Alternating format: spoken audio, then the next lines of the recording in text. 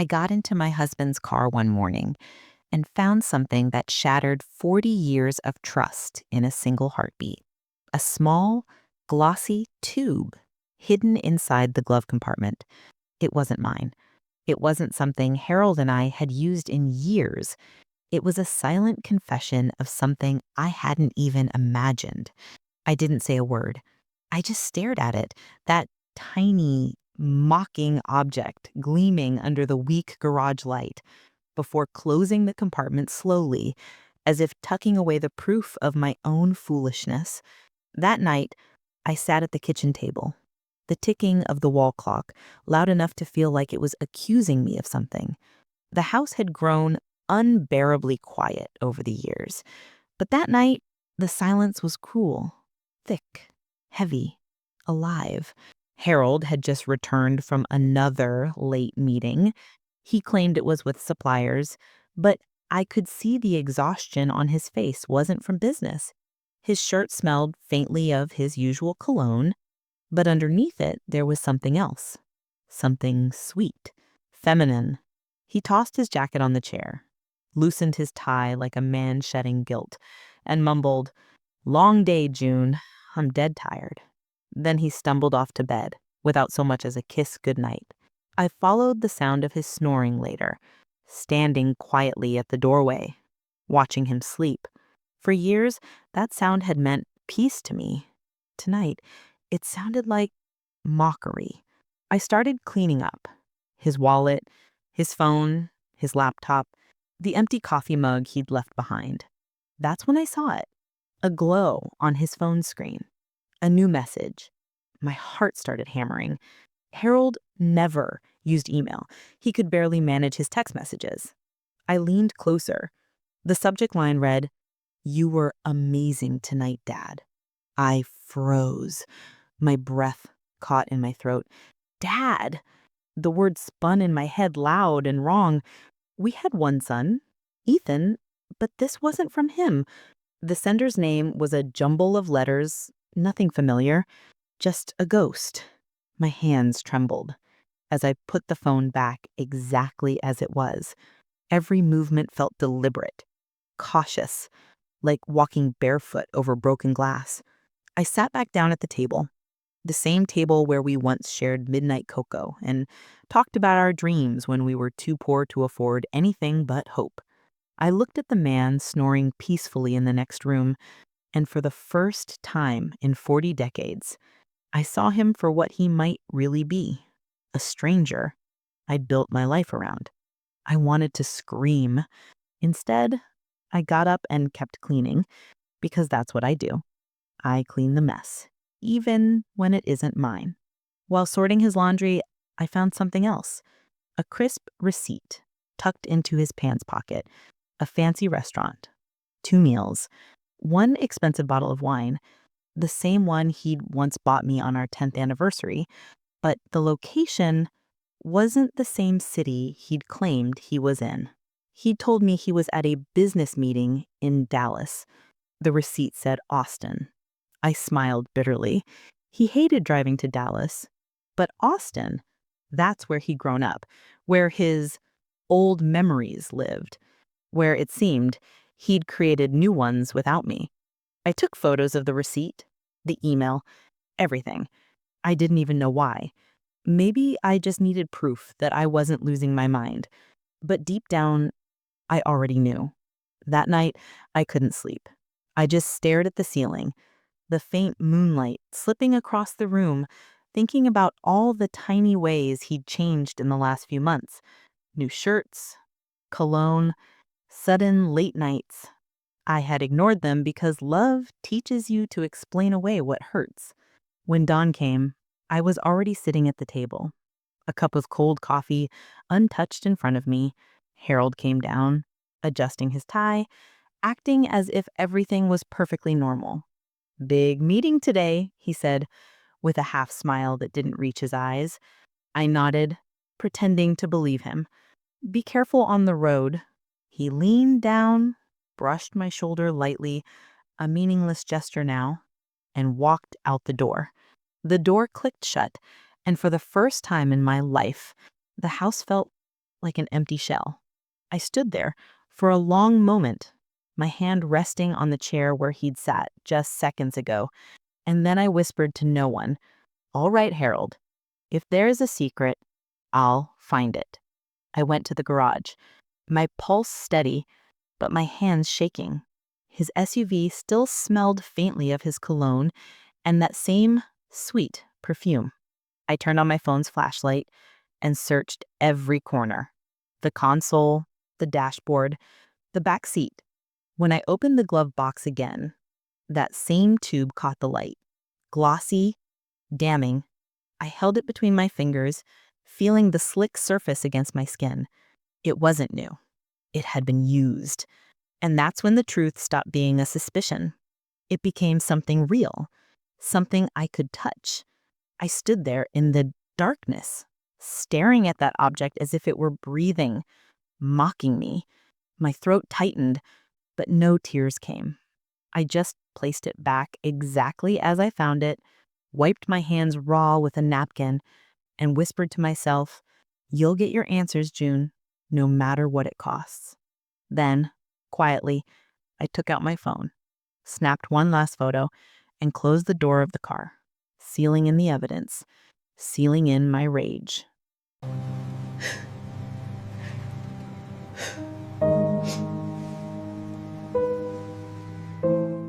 The next morning, I woke up before the sun.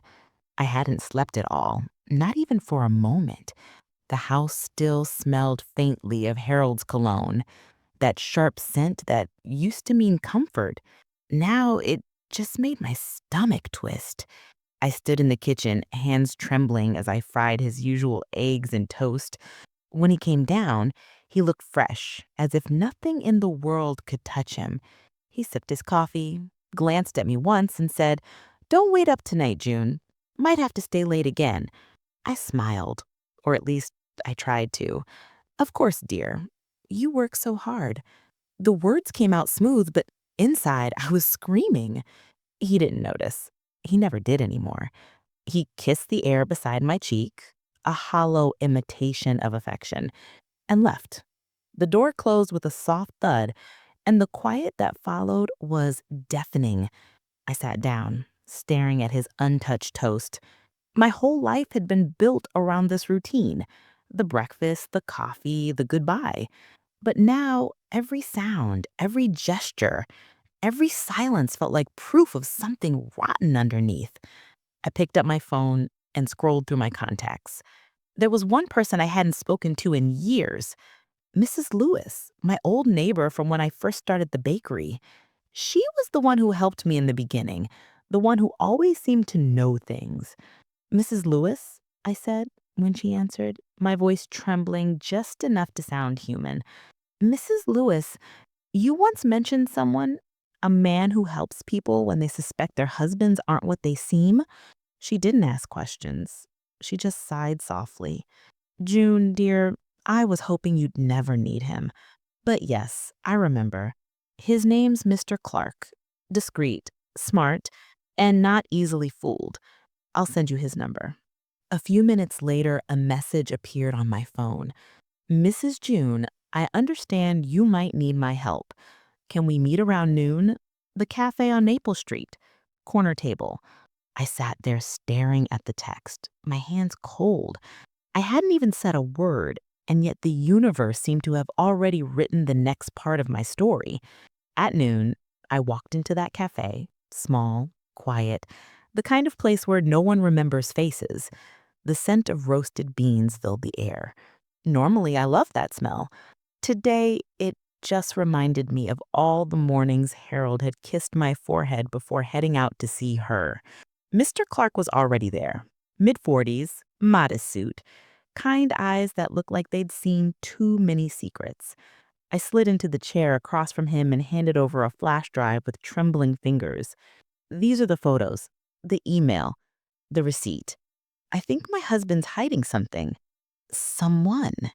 He nodded, taking the drive without looking at me with pity, just quiet understanding.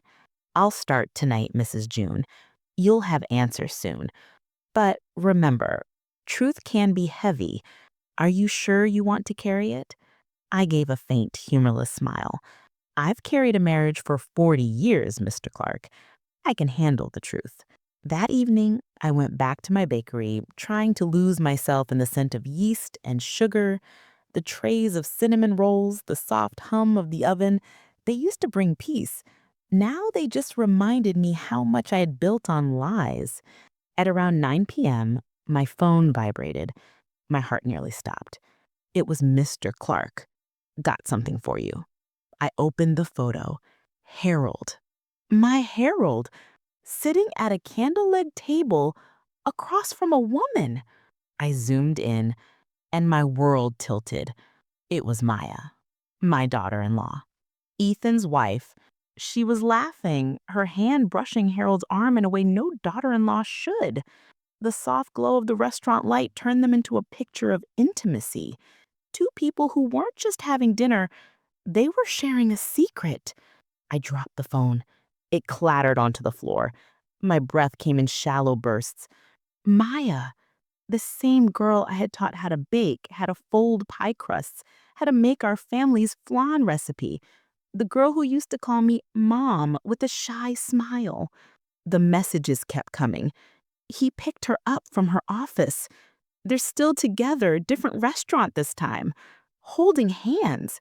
Each photo was another stab to the heart, each message another nail in the coffin of my faith.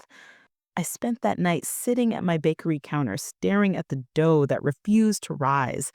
The sound of the refrigerator hummed like a funeral song. I didn't cry. I couldn't.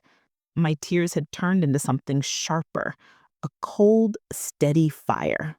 The next morning, I pretended nothing had changed.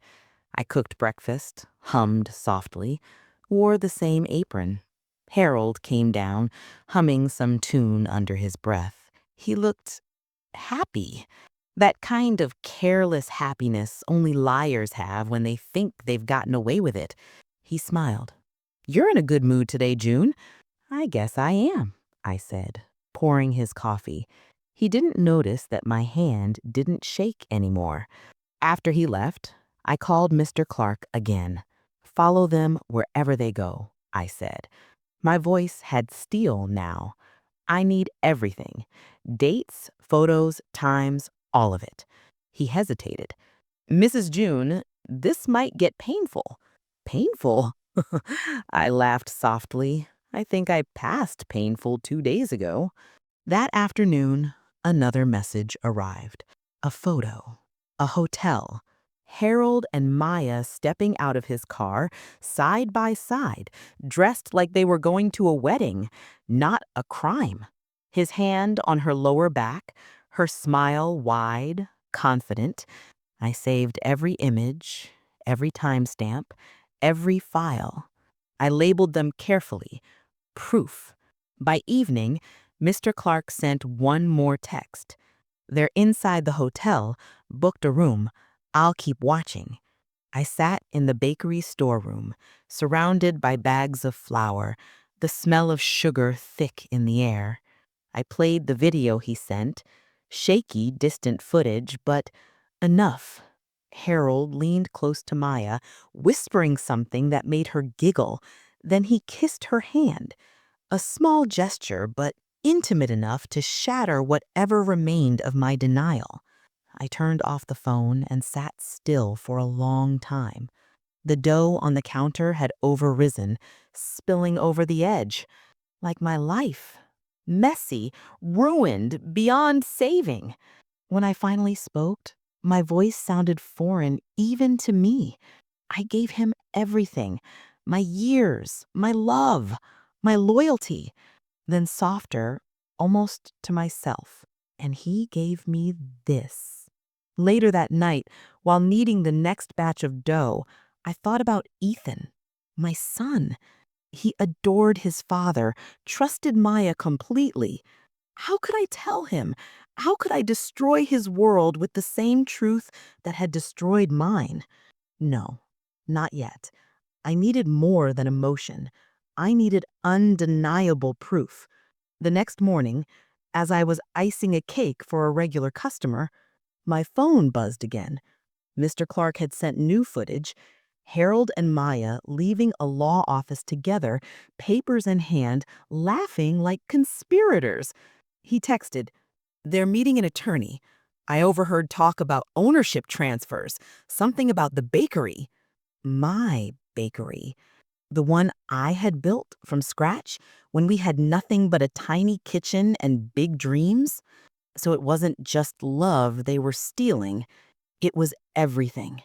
That night, I sat in my quiet kitchen, staring at the old family photo on the wall, the four of us smiling at Ethan and Maya's wedding. I thought it was the happiest day of my life. Now it looked like a portrait of fools. Harold's eyes in that photo still held warmth. Maya's smile was wide, innocent. Ethan stood between them, completely unaware of the storm that was already forming. I closed my eyes and whispered to that photo, "You both thought I'd never find out, but you forgot something, Harold. I built this family with my hands, and I'll use those same hands to take everything back."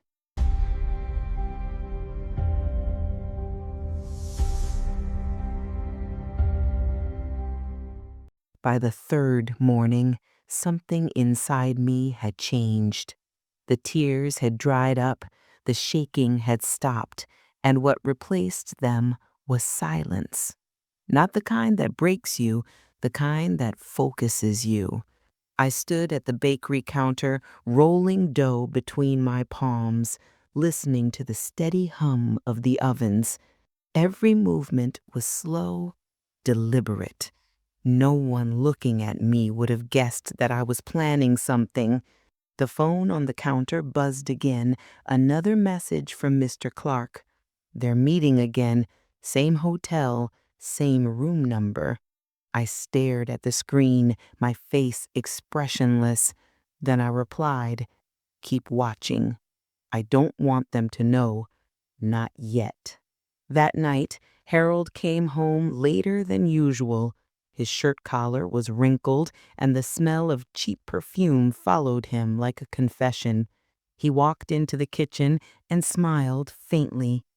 "June, I had to stay late again. The investor from Austin's taking longer than expected." I looked up from my chair. "Did he at least like your proposal?" He blinked, caught off guard by my calm tone. "I think so, yeah." He smiled, almost relieved. "Why do you ask?" "Oh, just curious. I've always admired how good you are at convincing people." He didn't notice the bite in my voice, or maybe he chose not to. He kissed the top of my head, muttered good night, and headed upstairs. As soon as I heard the bedroom door close, I walked to his briefcase. He had left it by the couch. Inside were business papers, contracts, some invoices, and a second phone, a sleek black one I had never seen before. I turned it on.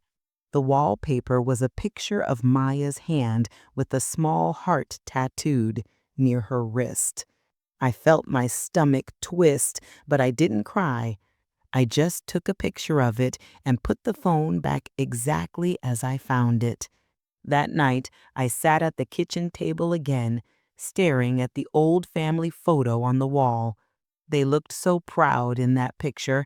Harold smiling confidently, Maya pretending to be shy, my son Ethan unaware of the monsters he was sharing his life with.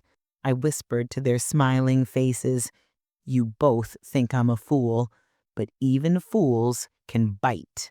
The next morning, Harold was all charm again, bringing me coffee, making small talk, pretending everything was normal. "June," he said casually, "I might need you to sign a few documents soon, just to make the new expansion official. It'll help with taxes." I raised my eyes and smiled faintly. "Of course, Harold. Leave them on the counter when they're ready." He looked almost surprised by my willingness. He had no idea I already knew that those papers were the first step to taking the bakery out of my name. That evening, after he left for another meeting, I called Mr. Clark. I want you to record everything, I said. He hesitated. Everything? Yes. Conversations, calls, anything you can capture. If he whispers her name in the wind, I want to hear it. Within 2 days, Mr. Clark delivered. He'd recorded them in a parking lot outside the hotel, sitting in Harold's car, talking freely, believing the night protected them. I sat in my bakery office, lights dimmed, headphones on. The file played. Maya's voice came first, soft, confident, venomous. Once he signs, we can move the ownership. She won't even notice, Dad. Then Harold's voice, low, careless. Relax, darling. June trusts me too much. She'll sign whatever I put in front of her. That word, darling, struck me like a slap. It wasn't just betrayal anymore. It was mockery. They weren't ashamed. They were proud. I saved the recording, labeling it Proof Audio 1, and placed it beside the folder of photos. That night, I didn't sleep again. Instead, I stood by the window, watching the streetlights flicker across the quiet neighborhood. Mrs. Lewis's cat walked along the fence, its tail brushing the wooden posts, and I thought, if a cat can be this quiet, so can I.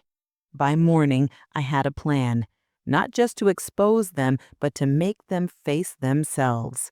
First, I bought a tiny voice recorder, the kind reporters use, and hid it behind the bookshelf in the bedroom, the same shelf where Harold kept his cufflinks and old photos. Then I installed a remote smoke alarm trigger above the stove, something small enough to set off a scare without real damage. If they wanted to play in my house, they would do so under my rules. That evening, when Harold got home, I was already in the living room, pretending to be reading. He smiled, relaxed. "You're quiet tonight," he said, loosening his tie. "I'm just tired," I replied, my tone even. "Thinking about taking a short trip to visit my cousin in Nashville, maybe tomorrow." He looked up quickly. That flash of relief in his eyes gave him away. "Ah, that's nice. You deserve a break. Don't worry about anything here." Don't worry about anything. He might as well have said, "Go ahead, leave me to my lover." I smiled faintly. "You're right, Harold. I'll leave early, probably before sunrise." He nodded, kissed my forehead, and went upstairs. No suspicion at all. Later that night, I stood in the garage again, the one place where the air still smelled like old memories. I opened his car door and stared at that cursed glove box. The tube was still there, same spot, but this time I didn't flinch. I opened the tool drawer and pulled out a small tube of industrial superglue. Carefully, I poured it into the old container, slow, steady, without spilling a drop. The glue was clear, glossy, perfect. No one would ever tell the difference. When it was full, I wiped it clean, placed it back inside the glove box, and shut the compartment softly. That was when it hit me, the strange sense of peace that comes not from forgiveness, but from certainty. I wasn't going to scream or cry or throw things. I was going to let the truth destroy them with its own hands. The next morning, I packed a small travel bag and placed it by the door. I even left a note on the kitchen counter. "Gone to Nashville for a business contract. Back tonight. June." When Harold came down, he was whistling. He hadn't done that in years. "Safe travels, dear," he said cheerfully, pouring himself coffee. "Call if you need me." He didn't even ask who I was meeting. I smiled and touched his arm lightly. The last act of a loyal wife. "Of course," I said. "See you tonight." Then I left the house, but not far. Across the street, in Mrs. Lewis's living room, I sat by her window with a cup of tea, my heart thudding slow and steady. She didn't ask questions. She just poured another cup and said softly, "Whatever you're about to do, June, make sure it's worth it." I met her eyes and said quietly, "It already is." From her window, I had a perfect view of my own front door. At 10:07 a.m., a silver taxi stopped outside. Harold opened the door before she even knocked. He looked around once, then ushered her inside. I put on my headphones and turned on the recording app connected to the hidden mic. Their laughter filled my ears, low, intimate, disgusting. "Finally alone," Maya giggled. "Yeah," Harold said. "We don't have to sneak around anymore. She's gone." "Gone," she echoed, her tone almost gleeful. "The old bat actually left?" I bit the inside of my cheek until I tasted blood. Then, slowly, I pulled out my phone and armed the smoke trigger from Mrs. Lewis's Wi-Fi network. "Just a little longer," I whispered.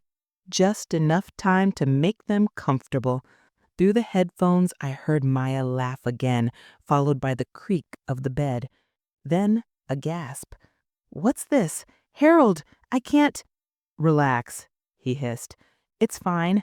Maybe it's—" That was my cue.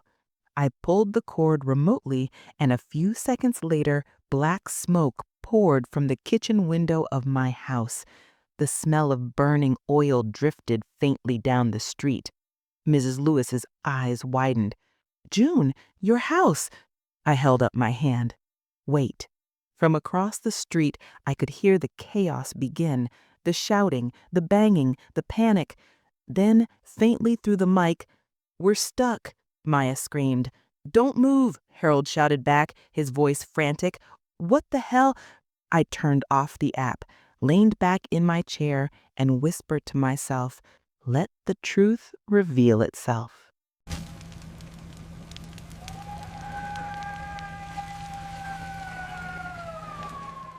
Within minutes, the whole neighborhood had gathered outside my house.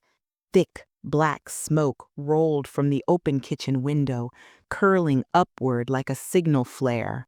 Mrs. Lewis grabbed her phone to call emergency services, but I stopped her gently. "They're already coming," I said quietly. "Trust me." The wail of sirens soon filled the air. A red fire truck screeched around the corner and halted in front of the house I had shared with Harold for 40 years. And stepping down from the driver's seat was Ethan, my son. He was in full gear, helmet on, shouting orders to his crew. "Get the hoses ready. There might be people inside." I felt my heart crack and swell all at once.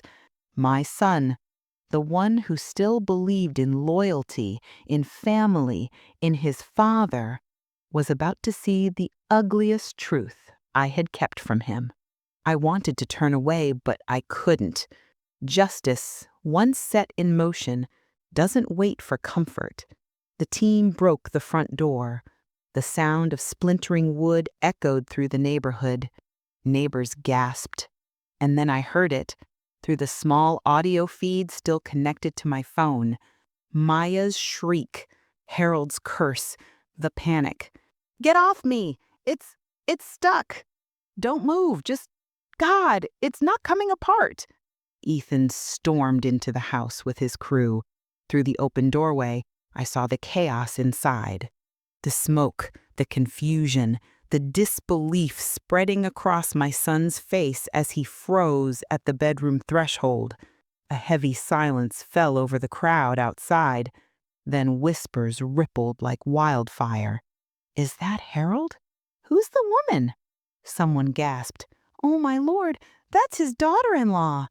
I could hear the voices piling one over another, a mix of disgust, shock, and morbid fascination. Phones lifted. Cameras clicked. And in that mess, Ethan's voice rang out, raw, broken, trembling. "Dad, what have you done?" I felt the tears sting my eyes, but I didn't look away. This wasn't cruelty. This was consequence. Harold had destroyed the family with lies. I had simply let the light in to show the wreckage. The firefighters helped separate them, covering both with sheets. Harold's face was red and twisted with shame, Maya sobbing uncontrollably beside him. Ethan stood still, staring as if the ground had vanished beneath him. I could feel Mrs. Lewis's hand slip into mine. She didn't say a word. She didn't have to. As the ambulance drove off, sirens fading into the distance, the whispers around us turned to murmurs of pity and gossip. Poor June. She didn't deserve that. She built that bakery with her bare hands. I stood quietly, letting them talk. For once, the story wasn't a rumor. It was the truth. At the hospital later that day, the smell of antiseptic and burnt fabric hung heavy in the air. A doctor approached me, his voice low. "Mrs. June, we've separated them. No serious injuries, just some burns and, well, embarrassment." He offered a sympathetic smile. I nodded, feigning relief. "Thank you, doctor. May I see them?"